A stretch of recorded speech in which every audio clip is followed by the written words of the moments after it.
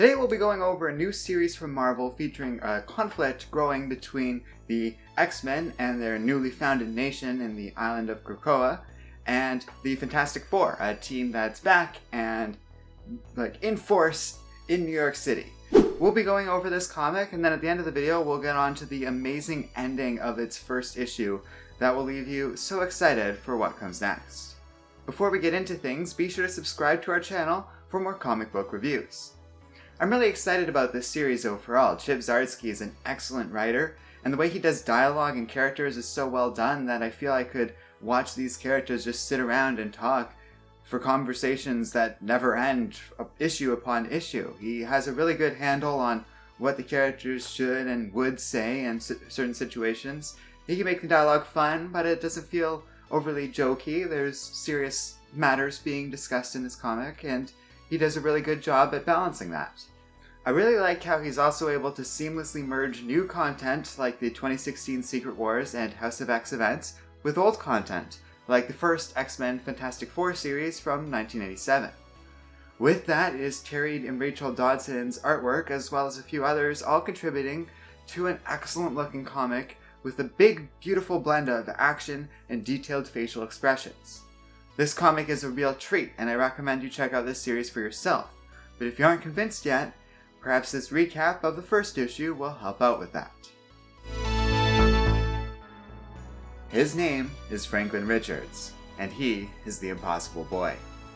His parents gained powers a long time ago from some sort of strange energy source, and as he grew up, he revealed that he had them too. Franklin Richards was the kid who could create universes, and he did. But things have changed. His family has returned home, though their journey didn't have a normal function of time to it, and thus Franklin's body is now that of a young man.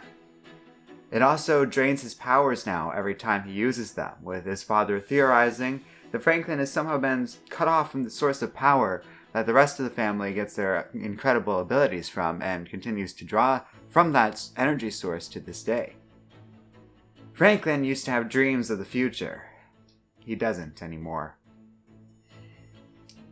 At the mutant island nation of Krakoa, Kitty Pryde is briefed by Magneto and Xavier. Recently, they have turned their attention to the sole remaining mutant living among the humans, Franklin Richards. They have many concerns. First is that Franklin is no ordinary mutant. He is an Omega level, one of the most powerful to have ever lived. Given his family situation, the X-Men up until now were always content to let him live with his parents, as the Fantastic Four would never hate nor fear Franklin. But now Franklin has returned, older and nearing the age when he can make his own decisions, and has to choose a path in life. There is also something terribly wrong with him, and he needs their help if he wants to keep his superpowers. The two ask Kitty Pryde to help them, since she has a history with Franklin when they were both much younger. She agrees, but later admits to Logan she doesn't think any of this is fair, saying Franklin is still just a kid. Her friend reminds the young woman that all mutants have to grow up pretty quickly once they learn what they are. Back in New York, at the family's new home on Yancey Street, Franklin is feeling resentful for his father not being able to fix his damaged powers. For a man who supposedly could fix anything, he's starting to find it conspicuous that the only two things Reed can't seem to fix are he and Ben Grimm. The X-Men arrive, and both Sue Storm and Reed Richards are quick to deduce why they are here. Sue gets hostile, but Kitty Pryde, who is able to effortlessly move through Sue's force fields, greets Franklin warmly, and everyone calms down. The X-Men go inside and state their case to the family, but Sue and Magneto are quick to start arguing and fighting once more. As things start to escalate once again, Kitty takes Franklin to go see the Krakoan gate, away from all of this. But the family and the X-Men follow, and once again, things look like they're about to peak into a full-scale battle. Sue is particularly aggressive and will not budge when it comes to the mutants taking her son. Reed rightly points out that Franklin is nearly of age, at the point where he could make his own decisions, and they would have happily let him go to Krakoa.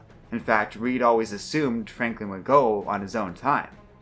He is suspicious that Xavier is trying to rush things and has some sort of timetable he is unwilling to share with the rest of them. When Franklin gets frustrated with all of this, he charges through the Krakoan gate himself, only for nothing to happen. Everyone is shocked except for Reed, who reluctantly admits he planted a device on his son that masks his mutant status. Charles immediately has the X-Men stand down and orders them to leave through the gate, now convinced this revelation will inevitably lead Franklin to seek out the X-Men on his own terms, no matter what Reed Richards does. The Fantastic Four are left shaken. Franklin is furious, while his sister Val is very empathetic and supportive of her brother. She has an idea, saying that rules and tracking chips were made to be broken, while parents should be ignored. Meanwhile, Ben Grimm is furious with Reed over his actions, saying that it's difficult enough to convince Reed's children that their father is a good person before he does stuff like this. Sue is more understanding, but both she and Reed agree that what he did was fundamentally wrong and he needs to be a better father.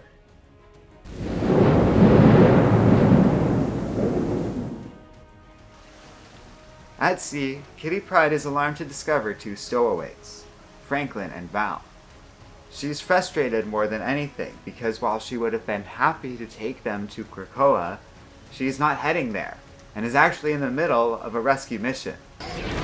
Suddenly the boat lurches, and even though they're in the middle of the ocean, it is lifted out of the water.